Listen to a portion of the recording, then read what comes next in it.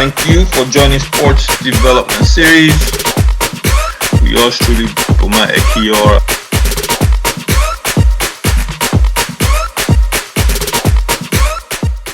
Sports Dev Series is sponsored by Arewa Baobab Fruit Powder, one of the most nutritious substances on the planet. Get your Baobab Fruit Powder from arewabaobab.com. Sports Dev Series, guys, thanks for joining us. Wanted to get in a quick one today. So, Champions League. I was watching a couple of old Champions League games. I thought it was interesting watching it, how teams get paid and the amount of money they make. And, you see all these teams getting excited every time they qualify. They're in the top four, or they win a game in the qualification series and they make the Champions League. So, it dawned on me that most people don't understand why these teams celebrate, or even the amount of money teams make in the Champions League, or how the structure of compensation is organized, right? So just to go ahead and give a quick breakdown from a sports dev perspective, this year, that's 2023 and 2024, UEFA has announced how teams will get compensated for the Champions League. And interestingly enough, so essentially teams get paid group stage payment. They get paid for qualifying to the round of 16, qualifying to the quarterfinals, qualifying to semifinals, finals, and then they also get a payment for the winner. And then there's a thing called market pool, essentially the size and value of your market, TV market size. You get paid compensation off that as well.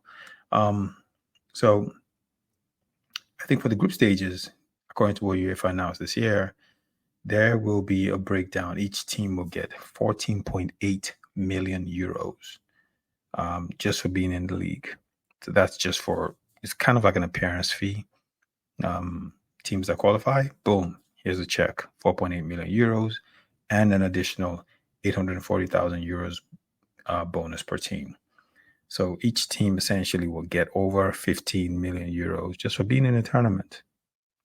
And that's just plain old being there. Then as it progresses, you'll notice for the qualification of the round of 16, each team that qualifies gets 9.6 million euros. Qualification for the quarterfinals is 10.6 million per club. And then qualification for the semifinals, each team gets 12.5 million per club. And qualification for the final is 15.5 million per club. So if you take the 15 million for the group stages and the team qualifies to the round of 16, and you add that to the 9.6, so that club would make close to 25 million euros just for getting knocked out in the round of 16, which is not bad money, depending on your club. If you're a Manchester City or a Barcelona, that might not mean much. But if you're a club that maybe plays in the Czech league, and you've historically been a mid-tier club, middle of the table that is, and then all of a sudden, boom, you're top two in your league, or you win your league, and then you qualify for the Champions League, and then you just get this rush of revenue into your club. It could be significant. It could be a big deal. We also what happened to Leicester City in the 2015-2016 season when they actually won the league. And, fairy tale story, probably never happen again. Just joking. But fairy tale story, they won the league, qualified for the Champions League. That money meant something to them.